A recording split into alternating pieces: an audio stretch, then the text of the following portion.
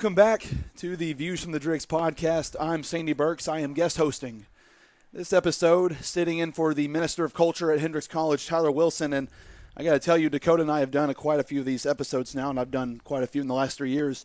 But this is the very first time that I'm able to do one with a national champion, 2 to be exact. And I am so pleased to be joined on this episode by Liz Roy and Morgan Ford, 2 members of the national championship winning beach volleyball program here at Hendrix College. First of all, guys, I got to thank you so much for joining us. I know final schedule is in full bloom, and sure y'all are stressed and all that, but thank you so much for being here. Thank you for having us. Yep. So I know, and we were talking a little bit beforehand, sometimes when people come on for the very first time, they can be a little stressed, so we're going to practice a little icebreaker, which I forgot to do with Kim and McKenzie. Liz, I know you're about to head home after your second year here at Hendrix, right? Is that correct? Okay, So we're going to start off easy. It's carnitas in the calf today, so I want to ask your favorite meals in the calf. Carnitas. I'm so excited. Carnitas. Or ice cream day. I like ice cream day. Well, it just happens to be both, if I'm correct. Yes. Yeah, carnitas, hands down. Just another plug for Hendrix Beach Volleyball, Hawaii. They should come be warriors here. You get to have carnitas and ice cream on the same day. Oh yeah. Absolutely. So I don't want to waste any time. Let's get into it. You're going out to Tavares, Florida, and you win a national championship. And it was a very hectic last day. But let's start a little bit on the first day in pool play where you take on Barry, Lynchburg, and then you had Stevenson, of course. Just that whole experience and what it's like going through pool play. It was stressful because we did lose to Stevenson the year before. And so when I found out, I had to play them in pool play to even make it to the finals, I had to play them in semifinals, I was scared out of my mind, and I just wanted to, kill them. I wanted to finally beat them. I wanted to prove to them that we're here for a fight, and I wanted to play Barry in the championship. Mm-hmm. Kill. I guess that's the mindset you got to have. And then, so you played Barry 2 times leading up to that, once at 3rd place. Does it help to, in beach volleyball especially, does it really help to have experience with a team because you're really going up against 2 other players? How much did that help going into the final match? I think we had to not think about our opponent because the whole entire season, everyone switched up who we were playing against, and we switched up who we were playing against. We did not have the same lineup at all for every single tournament, and neither did Barry or Stevenson. So it really helped to focus on our side and not worry about them as much. And we were worrying about staying consistent because staying consistent in the heat and humidity will overbeat a team that is more aggressive or has more energy because they'll tend to lose that towards the end of the game. There were quite a few things you said in that, Morgan, that are interesting because you talk about the humidity, of which there was a lot, I'm sure, in Florida. I know Coach Havis especially, he's best-dressed member of the beach volleyball program. I think anyone who turned into the live stream saw that. But when you talk about focusing on yourself and not the opponent, I think of any program at Hendrix, that probably applies to y'all more than any because of the competition that y'all play in the regular season. I mean, there are so many programs that y'all played against that were Division I, Division II, NAIA, some of the top programs in the country if you look at Park and what they do in NAIA. And I would imagine when you go into some of those programs where you're playing against, Division I's, you're like, okay, we really just need to focus on our game and not worry about who we're playing. And as long as we're playing to the best of our ability, that's going to do well for us down the road. Can you kind of, again, y'all are some of the only ones who can really say this at Hendrix, what it's like to play against Division I programs, Division II? It's a lot of fun. Those girls are a lot of fun to play against, and it's always been a known fact whenever you play against someone better than you, it pushes you to be better. And I know me and my partner Megan were going into these games just not even scouting, just going in and being let's have fun, let's play our game. Our side of the net is slow, controlled, do what we know how to do, and just ball out how we know. But I'm not going to worry about them because at the end of the day, they are a D1 college. And they're going to probably kill me, but it's going to be a lot of fun, and it's going to be a learning lesson. How much of it would you say has helped y'all get to where you are right now? A lot. I remember my freshman year when we had a total of 7 people on the team. We played almost strictly D1, and we were much better for that. And we learned so much from communication, talking to each other, and, again, focusing on our side. We played D1 the weekend before we went to championships this year, and I think it helped us become relaxed more and focusing on our side, and it helped us communicate and just prepare us for playing people our level as well. So let's get to the national championship now when you're playing against Barry. And, I mean, there aren't many situations like it in other sports where you've got different matches going on and you can be playing and you don't know what's going on in the other courts. You may be winning, you may be losing. You don't know if your match is the decisive match, which one of you sitting here ended up being the decisive match. Well, it was like by a matter of seconds. It could have been you, Liz, but it was Morgan instead. I guess we'll start with you, Liz, since y'all's finished first by barely anything. Like what it was like to participate with other matches going on, but kind of what was going on in y'all's as well. It was kind of surreal. Like it felt very high intensity, and it felt like this game mattered. Like it felt like I was in front of 1,000 fans, and like it was like a movie scene. Honestly, I know that sounds cliche, but it felt like it because the day before we lost to the girls badly, very badly. Me and Megan got destroyed by them.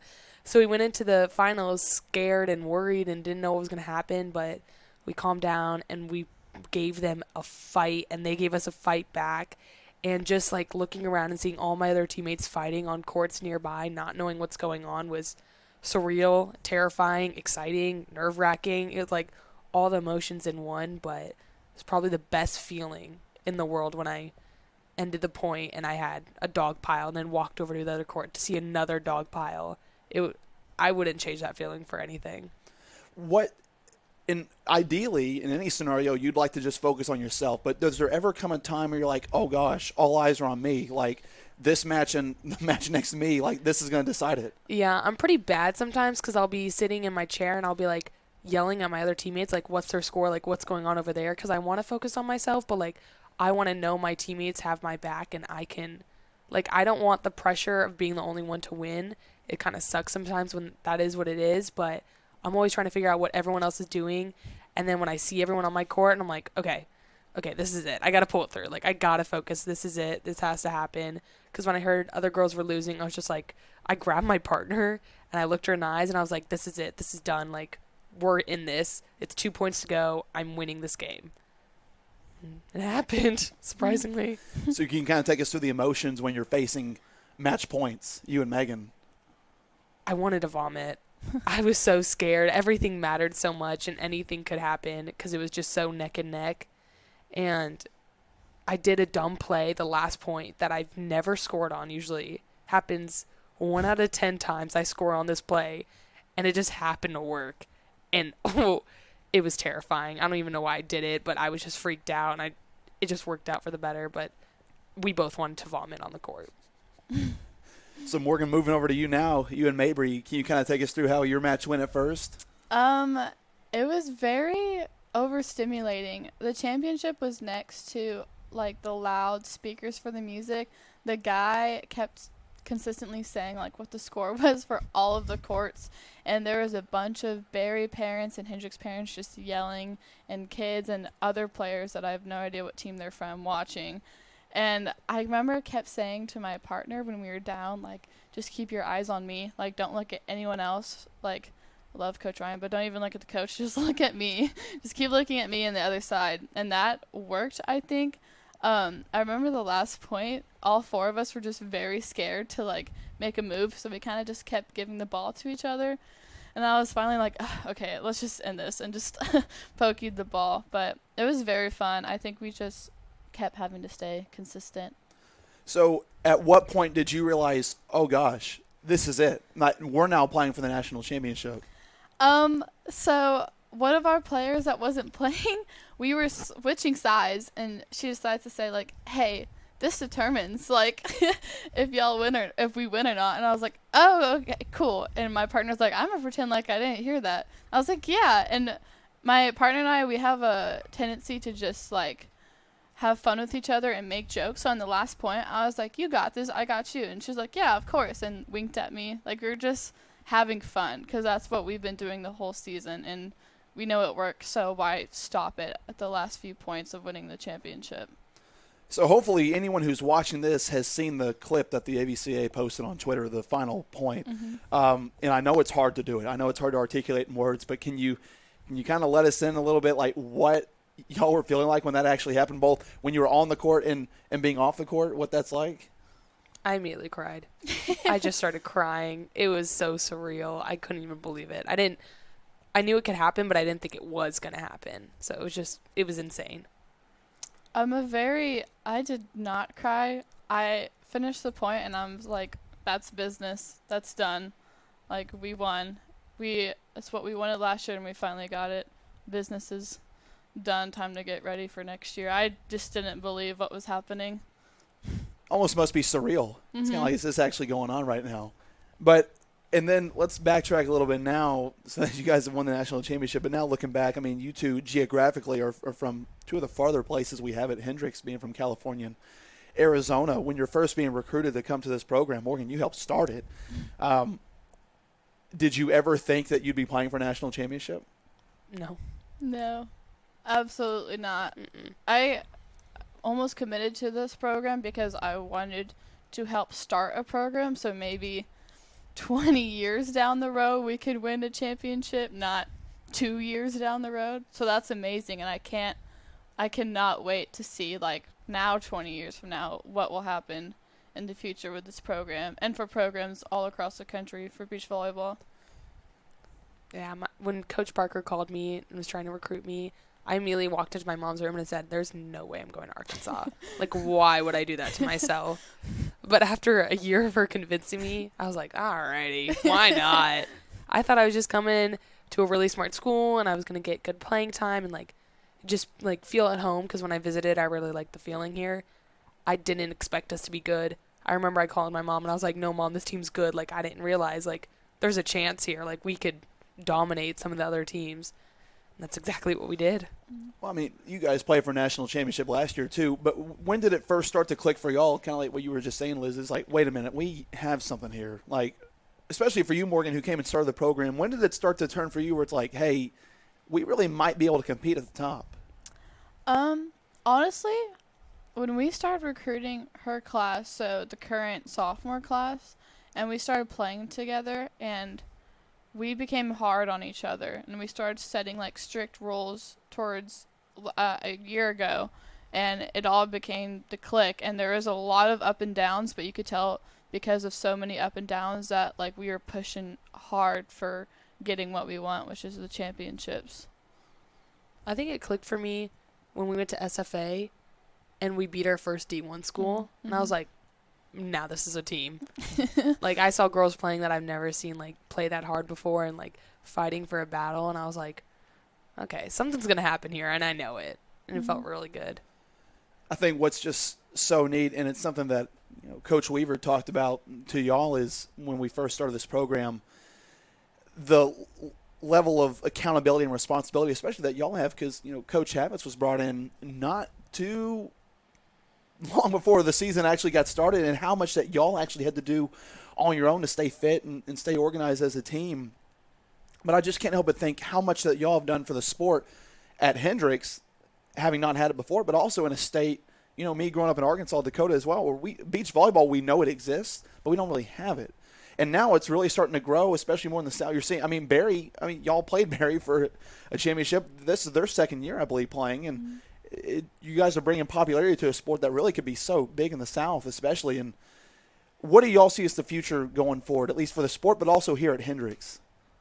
More colleges are definitely going to develop beach volleyball. I know a lot of the D1s are starting to get it. Like, Nebraska was at a tournament this year, and they just started a program. I think it's becoming more popular because where we're from, it's huge. It's what most of the girls play. It's a giant sport. But it's definitely going to grow through colleges, and I think for Hendrix, it's going to grow tremendously. I already know Coach is recruiting hard, and I think we might be able to get some more recognition in the state and the school, because the sport is just becoming more worldwide and known. I mean, who wouldn't want to go see it? I mean, it's a national championship winning program. Anyone who is not sold on the program, or anyone who's like, I don't know what to do with this day, is I can go out now and watch this team because I know they can compete at the highest. And now I'd like to go back a little bit and talk about just your experiences at Hendrix in general, if you don't mind a little bit. I mean, you said you're never going to come to Arkansas. You guys are both from a long way. What it was like at first, the acclimation process. Yours is going to be different than hers in a little bit, in the sense that you came into a very different situation, not even being here your first semester, if I remember correctly. Like, what that was like, and when you first started to realize, okay, Hendrix really is home for me. I'm like, what that was like acclimating to Conway.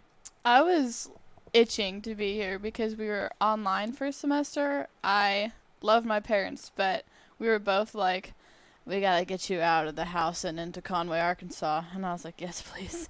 So when we finally got here, it was so great because the student-athlete world here is just phenomenal. Everyone supports each other. I mean, I'll come and do homework, and there would be like 20 different athletes that I know, and we're all doing homework together. Even people who aren't student athletes, everyone's just so welcoming. It really is what Hendrix calls the bubble. Like, everyone is just very community friendly, and it's very, very personally to me academically challenging, but I love that because I didn't get much of a push in high school, and having this before wanting to go to grad school is just phenomenal. Yeah, I went on a visit here with 2 other like potential recruits, and like the people I met and the environment, it felt like safe and it felt like home, and even still it feels that way. I came here and I immediately made friends forever. This just feels like a safe place, and like Morgan said, like a bubble, and I love this bubble so much. And school is very hard here, but I know it's going to pay off in the end. Well, I mean, obviously the program has had incredible success, and obviously everyone has a role to play in that. I think we were really fortunate to have someone great start the program, Coach Parker, who I got to go to school with, and then Coach Havis, who I got to know a little bit along the way in the interview process and bringing him here. Coach Havis, you know, if you're around the program, if you come to watch any of the matches, I joked about him being the best dressed, but I think he's just a fun personality. We actually had him on the podcast earlier this year. You guys have any fun Coach Havis stories you'd like to share? Karaoke? Oh, yeah. What song did he sing? Wannabe by Wannabe Spice Girls in the bus. Yeah, we have a karaoke thing where on the bus a freshman have to grab the bus microphone and play a speaker and play a song. And we made Coach Ryan do it because he is a rookie. So he just screamed the Spice Girls Wannabe song. It was amazing. He was so off tune, off key. It was just, it was like 11 p.m. Yeah, and we actually have to bleach his hair because. Oh, yes. We said if we won nationals, we could give him his frosted tips like he had back in high school. Mm-hmm. Except we're going to make the frosted tips orange for Drix. Yes, because he wants to look like Justin Timberlake. Mm-hmm. It's going to happen. It will probably be a next year thing, yep. But he has to stick to it. Mm-hmm. Well, hopefully we can do it again next year. Yep. Yeah. Actually, we can dye his whole hair next time. Yep. Oh, I'm so excited. That'd be something. Well, it was so much fun to have you guys on and talk about it. And, again, this is the first time that we've ever had a national champion sitting here, much less 2. Hopefully we get to do it again next year. Mm-hmm. I mean, I can't believe we're sitting in this spot, you know, for a school in Conway, Arkansas, talking about national champions. It's just so special, and y'all will go down in history as part of that team and how special. And hopefully the memories don't stop here. Obviously they won't, and they'll carry on long after your careers and all the special times that you had with your teammates, this and that. But Liz, Morgan, we thank you guys so much for joining us today. Thank you. Thank you.